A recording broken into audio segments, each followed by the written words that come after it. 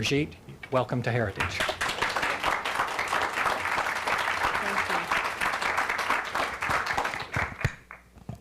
Thank you. I am honored and delighted to be here today, and I thank you for taking time out of your busy schedule to come here and hear me speak about the Middle East conflict from my own personal experience. When people hear about the Middle East, they think all the countries in the Middle East are Muslim countries. This was not the case 30 years ago. Lebanon was the only majority Christian country in the Middle East. Lebanon was the most westernized modern country in the Middle East. When we got our independence from France in the early 40s, the majority of the population were Christian. The Muslims were the minority. We prospered, we built the country, we are the descendants of the Phoenicians, we were good in commerce. And in a very short period of time, Lebanon became Paris of the Middle East, the banking capital of the Middle East. We had the best universities in the Middle East, the best education centers, the best schools, the best theaters. We exported the theater and the art to the rest of the Arabic world. That's why a lot of Arabic countries understand the Lebanese dialect through our culture, but while we do not understand many of theirs. We had open borders. We were a very multicultural society. We allowed people to come into our country freely and study in our country. They usually graduated and stayed there because our country offered them the best economic perspective for a job in the Middle East, even though we didn't have any oil. That was Lebanon. The situation began to change gradually as the Muslims started growing and becoming more than 50% of society. We, the Christians, do not multiply as much, while the Muslims, not many, but most of them, a lot of them are allowed to marry up to 4 wives at a time. This is how they multiplied. We started shrinking, they started growing. The most famous Muslim in the world today is Osama bin Laden. Osama bin Laden is 1 out of 53 children. He himself has 27 children. Between father and son, they have produced 80 children. How many people do you know, my dear friends sitting in this room, have produced 80 children, if you're willing to confess? And we're not talking about his other 52 brothers and sisters. This is what tipped the scale in the Middle East over the years. And we always had our problem controlled with the Muslims until the influx of the Palestinians out of Jordan, when King Hussein kicked them out of Jordan in Black September. And actually, King Hussein killed more Palestinians in Black September than the state of Israel has killed in all its existence. Lebanon, not surprisingly, being a country based on Judeo-Christian values with open borders and multicultural attitude, took the Palestinians in. We were the only country in the Middle East who took the Palestinians in for the third wave of refugees in 1970. Once they came in, they put their heads together with the radical Islamists in our country and declared holy war on the Christians. Yasser Arafat tried to establish in Lebanon a base from which to attack Israel, something he tried to do in Jordan and failed because of the Jordanian dictatorship by the king. Yet he was able to do it in Lebanon, using our laws, our multiculturalism, our tolerance, and our open-mindedness against us. The problem worsened by 1974. Christians became prisoners to their homes and towns. We stopped traveling. I would ask my parents, how come we're not going to Beirut this year for Christmas? Because the rest of my family lived in Beirut. And my father would give me an excuse, well, we decided to stay home this year, which wasn't fun for a 10-year-old child. And you have to understand, I'm an only child to my parents. My parents were married for over 20 years. They could not have any children. My mother was 55 years old and my father was 60 when I was born. So staying home with 2 elderly parents on Christmas wasn't that exciting. The reason why we stopped traveling is because the Muslims and the Palestinians would set up checkpoints and would stop cars driving. And they would look at the people's IDs. And in Lebanon, as in throughout the Middle East, our religion is identified on our ID. You are either a Christian, a Muslim, or a Jew. So when the Palestinians and the Muslims would stop the car and see that this family is a Christian family, they would get them out of the car and shoot them in cold blood. It was called identity killing at the time. We stopped traveling. That's why we became prisoners. By 1975, the Palestinians and the Muslims formed an army called Jaysh Lebanon al-Arabi, the Arabic Lebanese army. and started taking over the military bases and destroying the Lebanese infrastructure and attacking the Lebanese government institutions. The army base above my house in South Lebanon was the last army base left in the country, in the hands of the Lebanese army. This was in 1975. They grouped their people together, and in trying to take over the military base in my town, they bombed my home, bringing it down and burying me under the rubble. This was in 1975. I was wounded. I ended up in a hospital for 2.5 months and undergone surgeries. And I would ask my parents, why did they do this to us? And my father would tell me, because we are Christians. The Muslims consider us infidels. So I learned at a very young age, at age 10 years old, that I am wanted dead simply because I was born into the Christian faith. I left the hospital and I came home, and my home was no longer the home I left. I ended up living in a bomb shelter, underground, with no electricity, no water, and very little food. To get some water, we would crawl to a nearby spring under snipers' bullets, my mother and I, in a ditch, and we would get to the spring, and my mother had to use the stocking on top of the bottle of water to catch all the worms and all the rocks and all the maggots so we can drink the water. And then we would crawl back to the bomb shelter. Before we left, every time we would say our last goodbyes, because we did not know if we're going to come back alive or dead. We didn't have any food. My mother finally crawled up to our storage place and brought down rice, and dried lentils, and dried chickpeas. And she would soak them overnight so we can eat, and this was the food we lived on. The only greenery we had to eat was the grass that grew around our bomb shelter. I would crawl out under the bombs, and I would dig grass out. And I learned how to peel the thorn so I can eat the stalk with my ripe hands of 12 years old, so I can eat the green stalk inside the thorn. That was the only greenery we ate. We had no heat.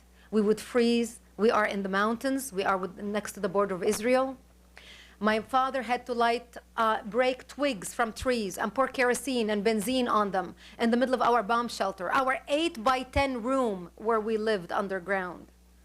And many times we would cuddle around the fire, and many times we would fall asleep. And we had an agreement. Whoever woke up first would drag the other two outside and slap them on their face to wake up because of carbon monoxide poisoning. We would pass out. This was my life. Meanwhile, we were surrounded by the Palestinians and the Muslims who want to slaughter us. And we knew what our fate was going to be, because we knew what they were doing to the Christian towns in Lebanon as they overtaken the country. People that have fled from the rest of Lebanon who came to our area would tell us what they were doing in the other parts of Lebanon. One of the famous massacres is the massacre of the Moor. They massacred many Christians. They would walk into a bomb shelter, meaning the Islamists and the Palestinians. They would find the family hiding in a bomb shelter. They would find a mother and a father with a little baby. They would take the baby, tie one leg of the baby to the mother and another leg to the father, and pull the parents apart, splitting the child in half. They would walk into our churches, urinate and defecate on the altar, using the Bibles as toilet paper. The last lady that worked for me was completely mentally disturbed. I hired her so I can take care of her and her family. They tied her to a chair. They tied her 16-year-old son on her lap, held a knife to her hand, and made her behead him before they raped her 2 daughters in front of her. I think the biggest disservice the American media did to the American public is not show them the beheading of Daniel Pearl and Nick Berg. I think we in America, as a civilization, need to understand the barbaric nature of the enemy we are facing that's heading our way. Few people from my town, knowing what our fate was going to be, went to Israel, who was supposedly the enemy at the time. Israel was supposedly Lebanon's enemy, according to the government-controlled media. But we as Christians, our back was to the Jews, Israel. Our front was to the Palestinians and the Muslims. And we knew of the two evils, of the two devils, the Jews are not going to slaughter us, because we had more shared values with them than we had with the radical Islamists and the Palestinians. Few people from my town went to Israel and begged for help. And Israel started coming in the middle of the night from 1976 till 1978. bringing food for the children, bringing bomb shelters to the people who didn't have a bomb shelter, bringing blankets to the family, bringing medication, bringing food for the military, bringing ammunition to the Christians, and teaching them how to fight, taking them into Israel to be trained. Because the Christian Lebanese had college degrees, had education, they were not street gangs. And you can have all the college degrees on your wall behind you, your doctorates, your law degree, and everything else. It doesn't do you squat when you are faced with an enemy who believes that beheading you is an order from Allah. And this is how we stayed alive for another 2 years, until 1978. One day, one of our militia members, the Christian militia in the south, came to us and he said, I just want to let you know that tonight we're going to be attacked. And we may die because we had lost so many people and I don't think we can fight. And I just want to wish you a merciful death. And I remember dressing in my burial clothes at age 13 because I did not want to look ugly when I'm dead because I wanted to look pretty. And I remember putting on my Easter dress that my mother had made for me. And we had a 2-hour ceasefire. And my mother was combing my long hair and tying a white ribbon in it that matched the white flowers in my dress. And I stood there looking at the little mirror in the bomb shelter crying, begging her, I don't want to die. I'm only 13 years old. The only reason I didn't die that night is because that night is when Israel came in physically into Lebanon and pushed the Palestinians and the Muslims away from our area. That was Operation Litani. We've been hearing a lot about the Litani for the last month or 2 months because of what's been happening with Hezbollah. And Israel set up checkpoints around our areas. And this is what kept us alive for another 4 years, until Israel invaded Lebanon all the way to Beirut in 1982. And the reason why Israel entered Lebanon in 1982, because Israel was working with the Christians in Lebanon to liberate Lebanon from the radical Islamic element supported by Syria, protected by Iran, financed by the petrodollars pouring from all around the Arabic country to help Yasser Arafat create a base to terrorize Israel. They wanted to destroy the only Arabic democracy that existed in the Middle East. The Christian Lebanese were working with Israel. The Christian Lebanese from Beirut were being trained in Israel and in Tel Aviv, just as well as the Christians in South Lebanon. Israel came in, and the only reason Israel came in was because Syria, who was financing the radical Islamists and supporting them and protecting them and supplying them with weaponry, were shelling the northern towns of Israel to the point where the northern towns of Israel, their lives ceased to exist. They lived in bomb shelters just like us. And this didn't go on for a month or two. This went on for a year before Israel invaded Lebanon. And Israel entered all the way to Beirut to push the Syrian cannons and the artillery and the machine guns so their guns would not reach northern Israel. And they were working with the Christians, hopefully, to expel Yasser Arafat and the PLO out of Lebanon and control the radical element that had taken hold of the country. Nobody in the world understood what was happening, because the Palestinian propaganda machine and the Muslim radical propaganda machine, which was well financed and oiled by petrodollars, was well at work while the West was asleep. During that time, my mother became wounded, and we had to take her to an Israeli hospital for treatment because Israel was our only lifeline. She was wounded by an Islamic shell falling in front of our bomb shelter as the Muslims were retreating when Israel was advancing into Lebanon.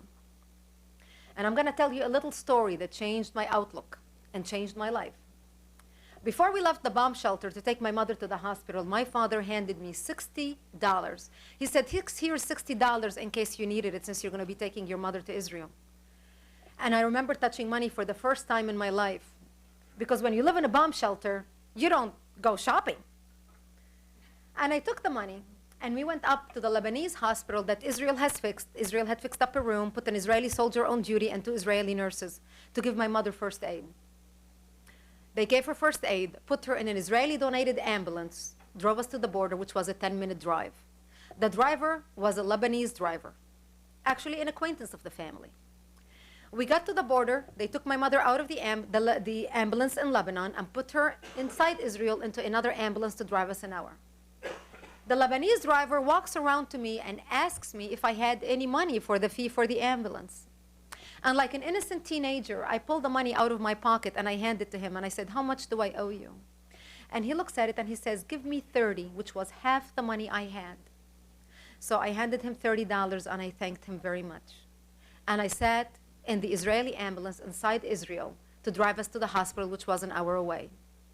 The Israeli driver treated me like his own daughter.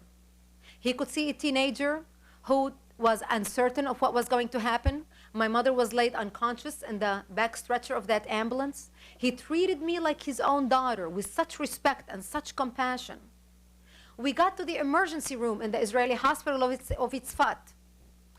We got out of the ambulance, and I remember taking the money out of my pocket and handing it to the Israeli driver, thinking to myself, my God, if the 10-minute drive cost me $30, I'm sure this is not going to be enough. And I handed him my money. And he looked at the money and he said, what is this for? And I said, this is for the hospital, for the ambulance ride. And he said, no, this is a free service from us to you. Keep your money and take care of your mother. I wish her a speedy recovery. And I could not believe my eyes and ears.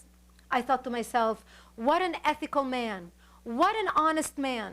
This man could have taken my money and partied all night and I would not have known the difference. Yet he didn't.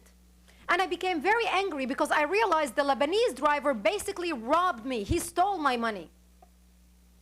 And he was an acquaintance of the family. That was my first lesson. And the difference in culture and values between the Arabic culture and the Israeli culture. We got into the hospital and there were hundreds of people wounded on the floor. There were Lebanese wounded brought in from Lebanon. There were Palestinian militia wounded brought in from Lebanon.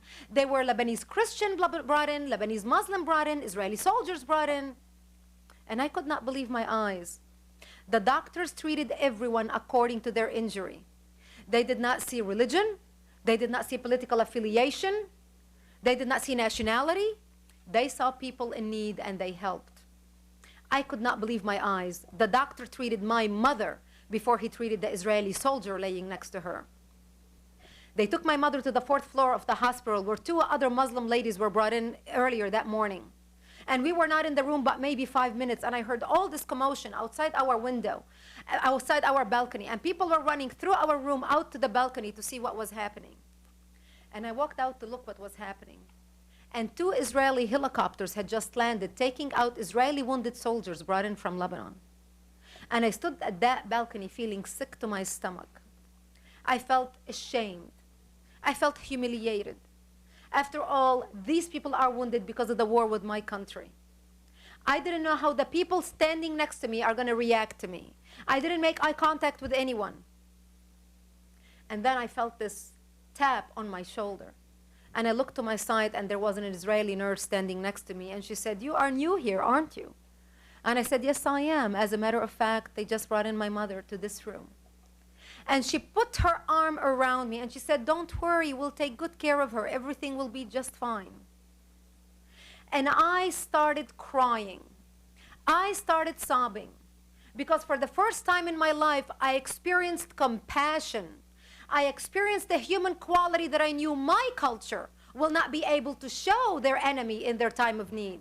I knew if I was a Jew standing on the 4th floor or any hospital in the Middle East, I would be lynched and thrown down to my death as shouts of joy of Allahu Akbar would echo through the hospital and down the surrounding streets. I spent 22 days in the hospital in Israel. Those days changed my life, changed the way I believe information, changed the way I listen to the radio. I learned I was sold a lie by my government about the Israeli people and the Jewish people that was so far from reality.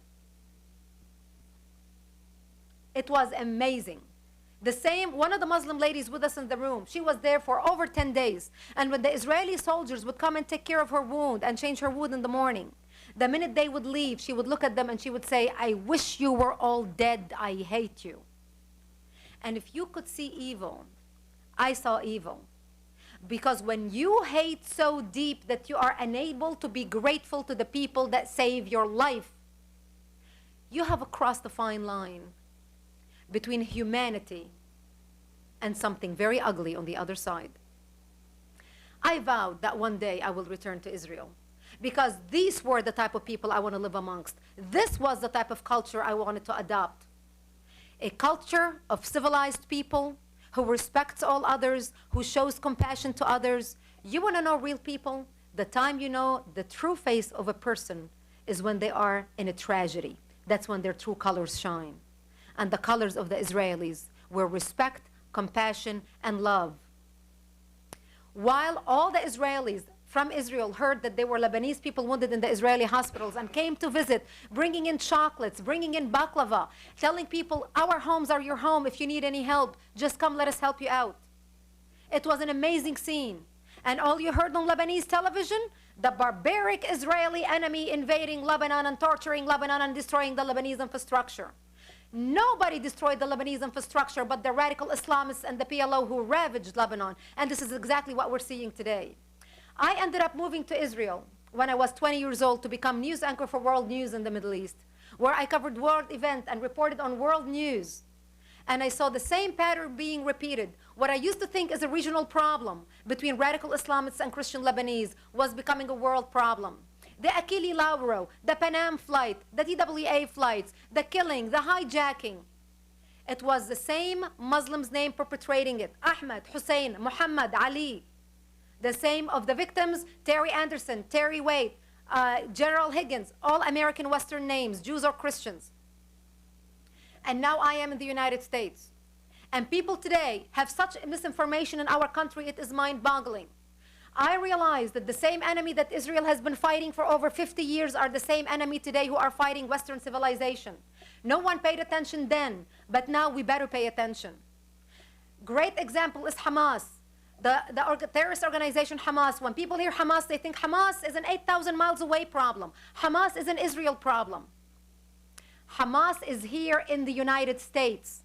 Hamas, of all the terrorist organizations in America that have set up shop in America, and the top three are Al-Qaeda, Islamic Jihad, and Hamas. Hamas has the largest infrastructure on American soil. Hamas has cells in over 40 states in the United States. They have cells in, and I'm going to name you a few cities that might interest you.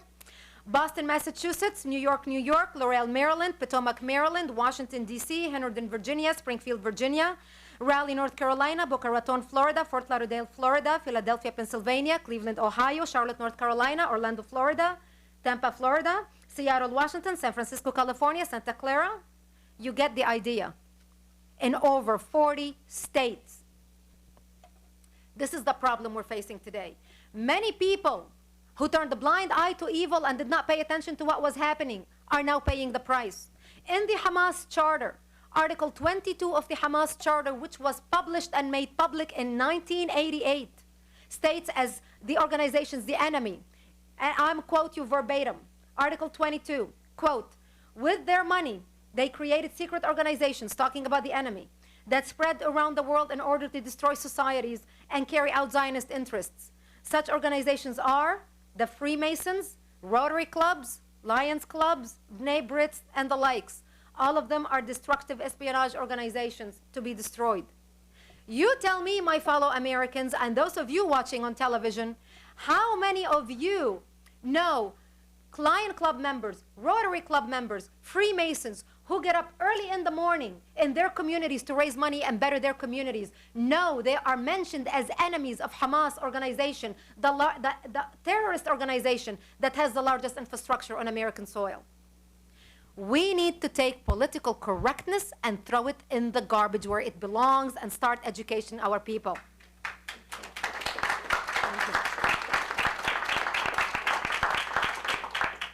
Not only we have a problem with Hamas, we have a problem with radical Islam being spread here through the mosques in the United States, financed by so-called our ally, Saudi Arabia. Thank God for privately funded organizations that can go undercover into these mosques. One of those great organizations are Freedom House, the Center for Freedom for Religious Studies. They went undercover into the top mosques in the United States and collected over 200 books and publications from Islamic institutions and mosques. And some of these most prominent mosques are in Dallas, in Houston, in Chicago, New York, Washington, D.C., Los Angeles, and Oakland. And they took a sample of all these books and translated them. And these books are supplied directly by the government of Saudi Arabia. And it's to teach Muslims living in infidel lands, like our land, non-Islamic land, on how to live, on how to deal with non-Muslims. In relations with all non-Muslims, these Saudi books and publications repeatedly exhort, quote, Muslims to, quote, hate them for their religion, meaning us and you and everybody else watching, to hate for Allah's sake, always oppose them in every way, maintain a wall of resentment against them. They say that democracy is responsible for all the horrible wars of the 20th century, and that attractive names like democracy, justice, freedom, brotherhood, and equality cause all of the world's problems. This is what's being taught right here in American mosques. They say that all religions but Islam are false, and that it is the religious duty of every Muslim to impose, quote, functionally Islamic government on every country in the world. This religious duty is binding in principle, in law, in self-defense, in community, and as a sacred obligation of jihad. In order to fulfill the sacred obligation of jihad, they must, quote, invade its western heartland and struggle to overcome it until all the world shouts by the name of the Prophet Muhammad and the teachings of Islam spread throughout the world. Only then will Muslims achieve their fundamental goal: all religion will be exclusively for Allah. This is what young Muslims, young and old, are learning in American mosques in the United States today. And if I may add, they are teaching in Islamic madrasas in the United States as you and I are meeting in this room. They're teaching young American Muslim students that Christians and Jews are apes and pigs because we are cursed by Allah. This is what they're learning. Now you tell me, my fellow Americans, can we dare say this type of verbiage against, let's say, can we say blacks are monkeys and gays are pigs? This type of education is not permissible. This type of verbiage is not allowed to be taught against any group of people in any religion, in any color. This is hate education. We have seen the result of this hate education in the Palestinian territories, their unleashing of suicide bombing into Israel, and this is what's being prepared right now in America today unless we wake up and identify the problem. And a few days ago, we had a report come out and say that our being in Iraq just increased a little bit the terrorist attack. It's because we are there that they are very angry with us. Well, I've got a little piece of news for everyone. Under the banner of La ilaha illallah Muhammadun Rasulullah, there is no God greater than Allah, and Muhammad is his prophet. They killed Jewish children in Israel. They massacred Christians in Lebanon, meaning the Muslims. They killed Hindus in India, Copts in Egypt, Assyrians in Syria, Armenians in Turkey, and expelled over 900,000 Jews out of Arab land. That has nothing to do with us being in Iraq, being in Afghanistan, has absolutely nothing to do with America. This is the time America needs to wake up and realize what is coming her way. And I'm going to end on this note before I open it for questions. So many times in the last 100 years, people have stood by and done nothing, allowing evil to prevail. As America stood up against and defeated communism, this is the time when America needs to come together and defend our Western democracy and defeat Islamofascism and radicalism. Because in our country and our freedom, we do not stand and do not agree with religious hatred, bigotry, and intolerance. And I urge you to act today and wake up. I thank you.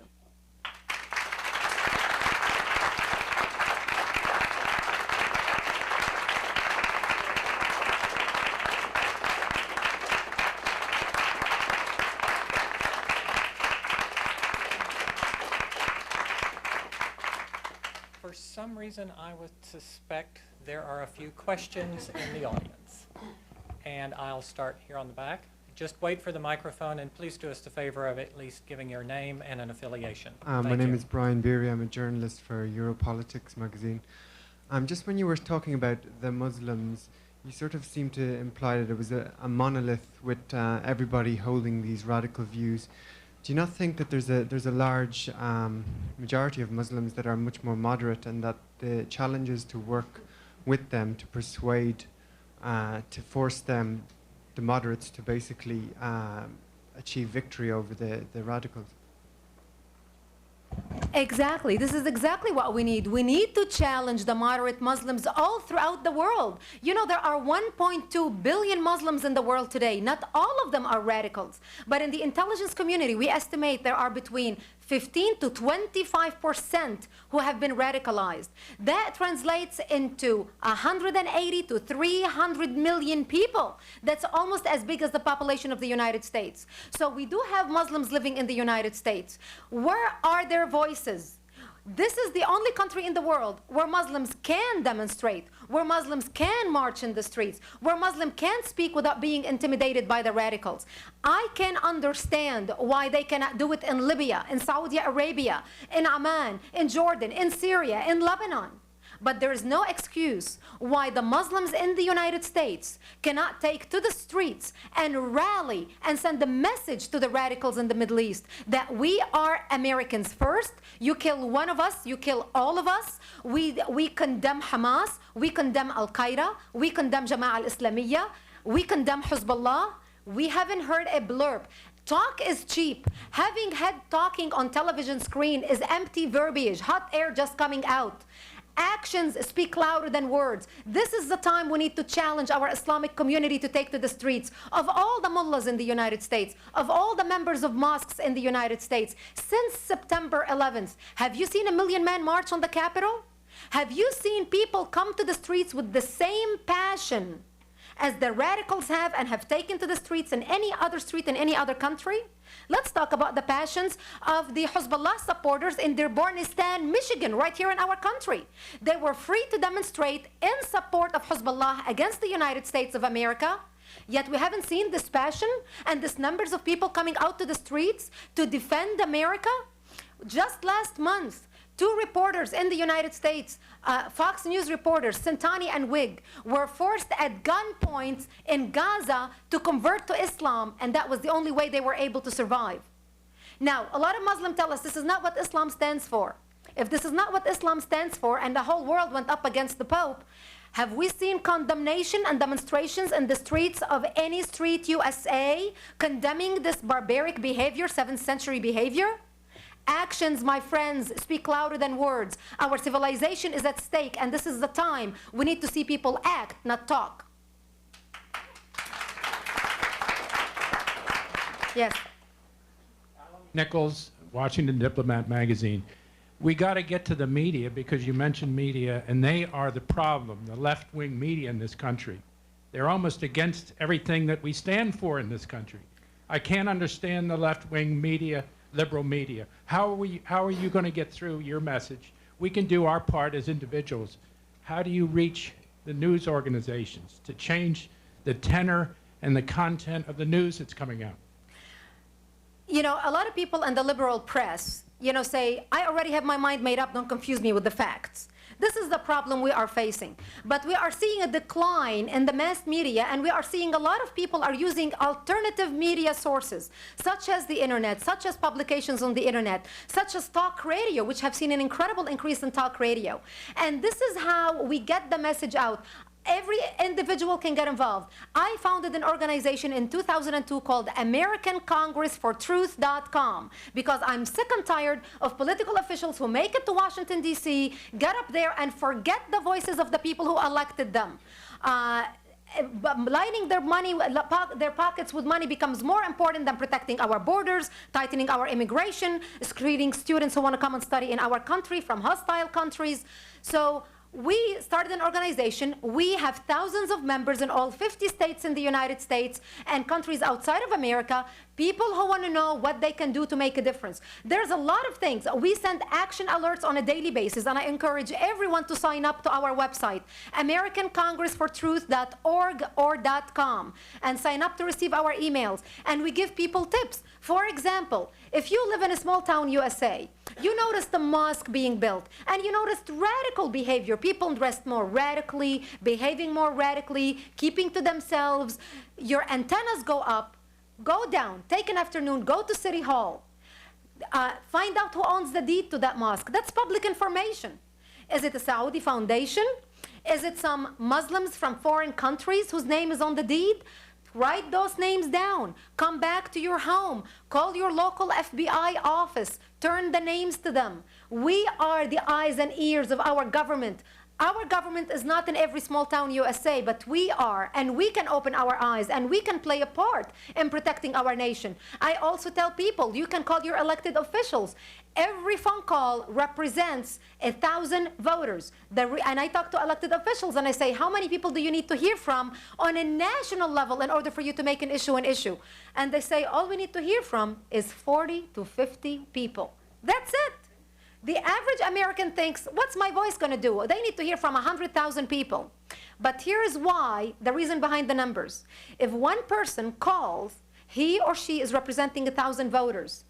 Because he is willing to get up and make the phone call, and he represents 1,000 couch potatoes who, even though may think the same way, but are too lazy to make the call, but they do vote on election day. That translates to 40 to 50,000 voters on election day.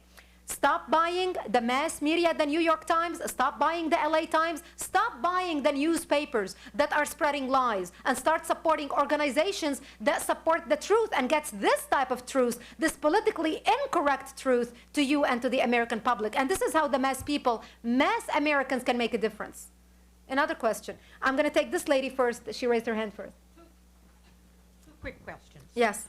One is, why are the Muslims in this country, the moderates, not speaking out? And secondly, what is your opinion of the president of Palestine saying he would be able to go with 2 individual states? And what is your opinion on those things? Well, I'm going to start with the moderates in this country who are not speaking out. We have very few moderates in this country who are speaking out, and I can count them on less than 5 fingers. One of them is a colleague of mine, Kamal Nawash, the president of Free Muslim Coalition Against Terrorism. Kamal tried to organize a rally in Washington, D.C. by the Free Muslim Coalition Against Terrorism last year to show their support to America against terrorism. The top 3 Muslim organizations in America not only boycotted the rally, not only put down the rally, refused to advertise the rally, but went on the attack against Kamal Nawash, saying that he does not represent the voice of the mainstream Muslim community. 50 people showed up to Kamal Nawash, a Free Muslim Coalition Against Terrorism rally. Most of them were Christians and Jews. Actions speak louder than words. And we need to start listening and watching what's happening in our country and translate what they are telling us, not what we're processing in our mind and hoping they would be saying. Reality is reality. Another question. Excuse me, Ed Powers, my name. You had mentioned something like 15% or so of the 1.2 billion Muslims in the world are potentially been radicalized. In this country, I would suspect that that percentage is far lower, and that the potential there is still probably for many thousands to be radicalized. The concern that I have with taking on the campaign that you're talking about, even though I think there's a lot of merit to it, is possible overreaction in this country to a minority population. Just a half century ago, during World War II, we locked up hundreds of thousands of Japanese Americans because we feared they were in cahoots with the enemy.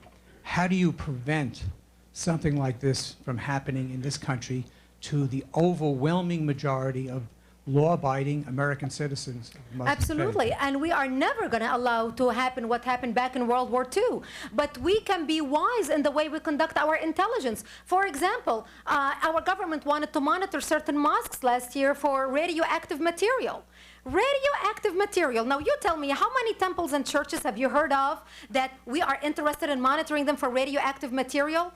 And why should CARE, the Council on American Islamic Relations, oppose us to monitoring something where we know there are radioactive material to protect ourselves and our country?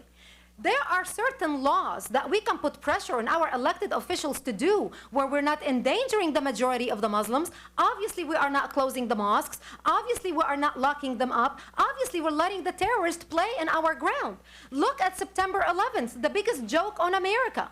The biggest terrorist act to ever happen on American soil happened by Muslims living in America, came to America either legally or illegally, holding American IDs, using American money, going to American flight schools, training in American flight schools to fly American airliners into American buildings to kill Americans. The whole job was done from within, not outside.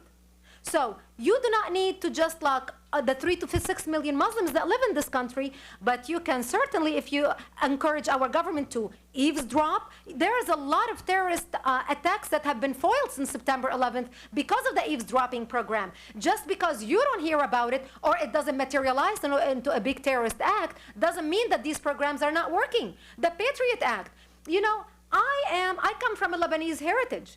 I have no problem if the FBI wants to monitor any conversation I have. All they'll get is few laughs. I have no problem. They want to search my house? Give me 5 minutes. I'll make my teenagers pick up their bedrooms, and there you go. And anybody that doesn't sound the way I do, you better watch out. We are fighting a war for our survival. And this is the time the Islamic community needs to be challenged to turn the radicals within it into us and start working with our government. When you see one individual committing a terrorist act, like the 19 hijackers, like any terrorist, a terrorist doesn't work independently. A terrorist is part of a community. He is protected by a community, financed by a community, supported by a community, defended by a community, hidden in a community, nurtured in a mosque in the community. There is no vacuum in Middle Eastern communities throughout the United States. I come from the Middle East. Middle Eastern communities that live here basically just changed geography, changed territories. Everybody knows everybody's business. Walk into any neighborhood USA, walk into the Arabic grocery store, tell them, do you know Muhammad Ali, where he lives? They can tell you where he lives, how old is he, when was his birthday, if his mother is visiting in town, what business he has opened since he came to the United States. Any details that Americans will be stunned to know.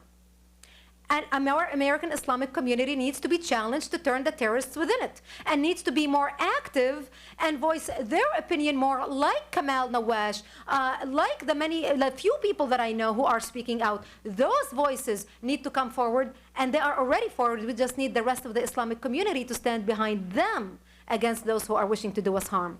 Yes? Okay. We're going to go to this one. We're going back here first.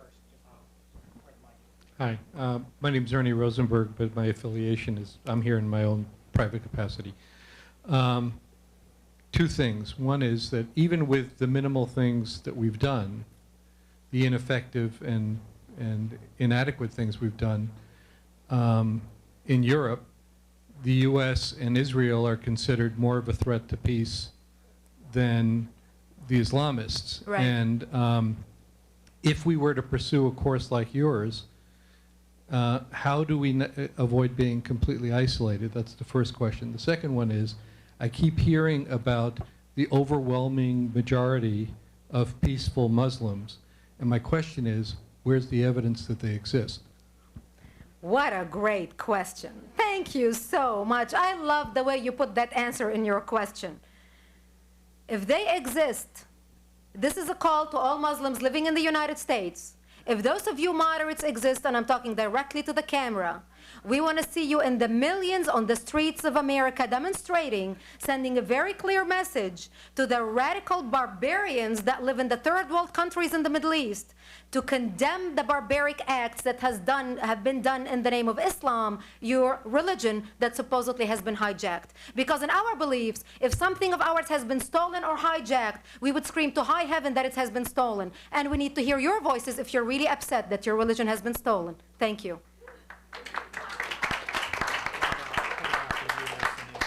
Oh, the U.S. and Israel, yes, thank you. The U.S. and Israel are considered the great Satan. And many people do not realize, let me tell you, America is the great Satan.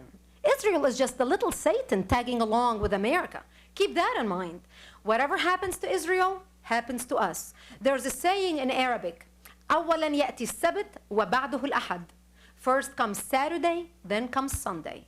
First we kill the Jews, then we come to the Christians. You ask anyone in the Middle East that saying, they'll know exactly what you're talking about. The Muslims have been raised with it. We, the Christians, have been raised with it. So, do we care about what Europe thinks? Europe right now is Eurabia. It is no longer Europe. Europe that we know used to be Europe has died, or it's on its dying bed. You walk down the streets of the Champs-Élysées in Paris, and what do you see? Women in hijab and in burqa. You see more men dressed in turbans than dressed in a Christian Dior attire and couture. You walk in London, I mean, unbelievable. In Denmark, in the year 2000, before 2001, the mullahs in Denmark were declaring from their mosques that by the year 2050, they will declare Denmark an Islamic state. That was 2000, before the big cartoon brouhaha. We were not paying attention, and we better start paying attention. And people need to pay attention to people who are like me, who came to this country, who escaped Islamic persecution, who are speaking up and saying, wake up, America, wake up, the West. We're going to be gone. We're going to be the next Eurabia unless we act now and defend our civilization. We're fighting Islamic totalitarianism. I'm going to let you ask the question. Did you ask a question yet? No. My name is Kevin Mooney. I'm a reporter with the Cybercast News Service. I have a question about the controversy with the Pope. Is there anything the news media hasn't reported regarding that controversy that you would like to see get a little bit more airtime, a little bit more play? The news and the Pope. And by the way, the Pope was quoting, a 17th century Byzantine emperor talking about a 7th century religion, Islam, about violence in Islam, and Islam being spread through the sword and through violence. And what do the Muslims do? Burning churches, killing the nun. What the Pope was talking about is what we sit around the dinner table and talk about, is what we watch on the news, and in the evening news is what we hear on the news all day long, not only in America, but all throughout the world. And I mentioned earlier Santani and Wig, the perfect example of the two Fox reporters. This forced conversion just happened last month. This is the 21st century. Nothing has changed, except now they have sophisticated Western technology called guns instead of the swords. Swords. My husband told me you need to say swords instead of swords. Yes. Hello. My name is Madeline, and I am an American. And my question is, I've recently heard a lot of news about a documentary called Obsession. Yes. What is your opinion of that? Well, what can I say? I'm in the documentary, so I love the documentary. Obsession is an incredible documentary. It's a wake-up call about the threat of radical Islam to Western civilization, and I urge everyone to find that documentary and get it, see it, feature it in your community. Watch for a future program at Heritage. We're working on that. That's right. And it's a great documentary, and we need the support of people like you, of concerned Americans, who are going to support production of documentaries like these, speaking engagements for people like me to go out and spread the word. We need to come together and work together to expose the truth. Not many people are willing to do that, sadly, and that's why our work is most important. Yes. Hi, Faith McDonald from the Institute on Religion and Democracy. Thank you so much. Thank you.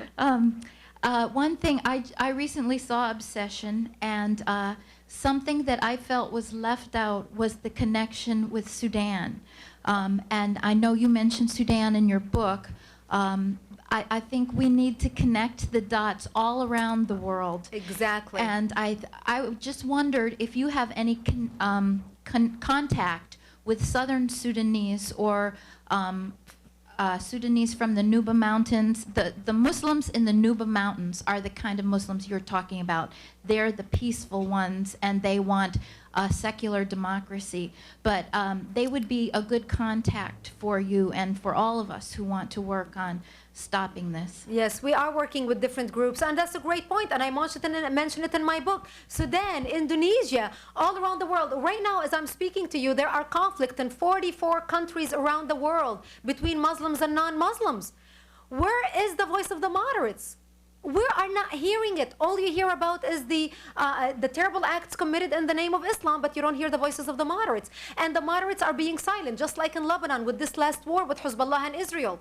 The Sunnis and the Christians are adamant against Hezbollah. They want the same old democratic Lebanon back. Prime Minister Signora, who is a Sunni, who absolutely hates Sheikh Nasrallah, who's the head of Hezbollah, in the first 2 days of the war, Minister Signora came out and said how dare Hezbollah start a war without consulting with the Lebanese government. They had no right to kidnap the Israeli soldiers.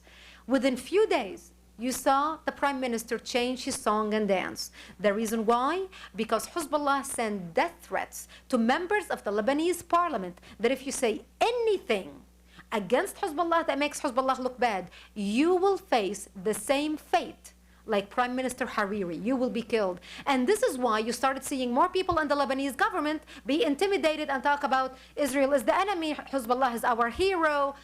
And by them appeasing the enemy and talking like this, look what Nasrallah did in Lebanon a few days ago with the rally they held in Lebanon. We want to overthrow the government of Lebanon and we want to make the government.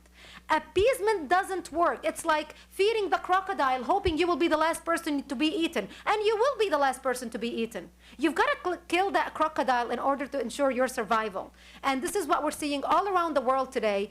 And it needs to stop. One more question. Frederick Peterson, U.S. Freedom Foundation. I have first a brief comment and then a question for you. The comment is in response to the question previously given in concern for internment camps and a dramatic response to the threat within. Perhaps the primary question that must be answered for all of those who worry about excessive response is, are we or are we not at war? And the answer to that question will elicit the correct response, presuming we have the correct answer. Secondly, I'm concerned with Iran and Ahmadinejad. And I would like your comment and observation on what degree of credibility do you give to him, how much is act and how much is reality, and what would be the threat of a nuclear-armed Iran and the consequences of that to us? Thank you. Iran is the biggest danger we are facing right now. Ahmadinejad is credible, credible, credible. Listen to every word he is saying. He is going to follow through on every word he is uttering. The minute Iran finishes their nuclear reactor or nuclear bomb, they will use it against Israel and wipe Israel off the map. And that doesn't only start with Israel. Their eyes are going to be next on the United States. The same thing happened to Hitler. When Hitler even wrote a book called Mein Kampf, My Struggle. That's what, Mein Kampf means. And he said exactly how much he hated the Jews and what he wants to do with the Jews. People said, oh, this guy is a lunatic. This guy is a madman. Well, guess what? Listen to what the madman is saying, because he is going to follow through on his threat.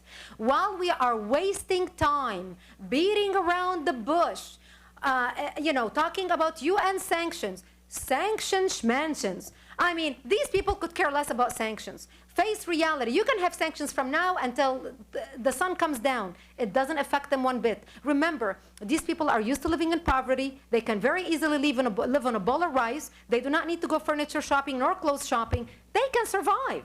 Don't look at their standards and compare it to the standards of the United States. Sanctions are not going to affect them. Not to mention, we're going to have our enemies helping them, smuggling to them whatever we cut off from them.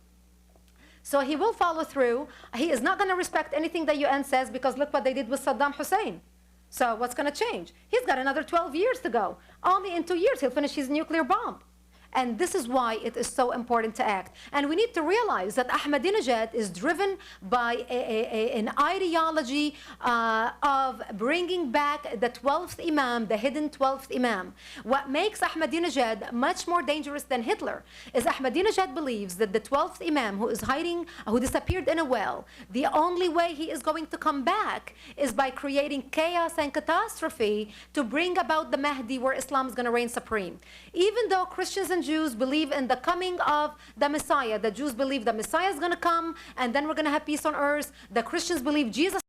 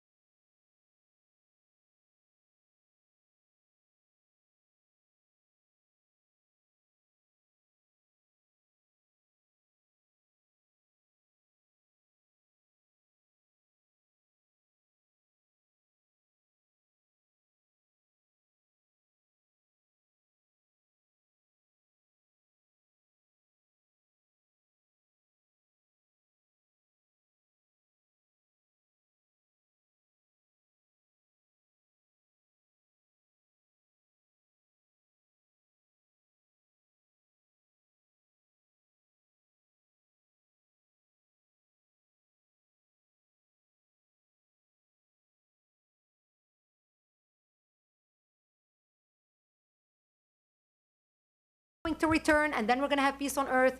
But as Christians and Jews, there is nothing we can do as people to ensure what time or how we can bring them back.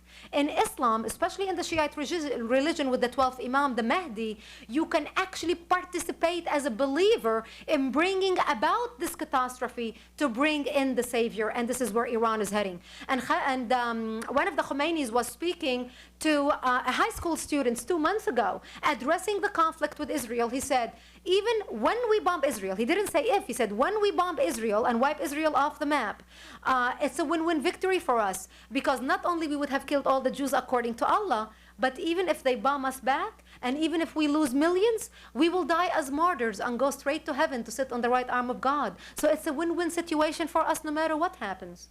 See, this is an ideology of death that we as civilized nation has no point of reference to. We cannot relate, but we need to understand. We don't have to relate or have a point of reference with what he's talking about, but we need to understand as civilized, educated people where he is coming from and where he wants to go, and just be prepared to fight and stop him before he gets there. I thank you. My book is Because They Hate, a Survivor of Islamic Terror Warns America. And I urge everyone to visit my website, AmericanCongressForTruth.org. Sign up to receive our action alerts and emails, and join us in defending America. Thank you.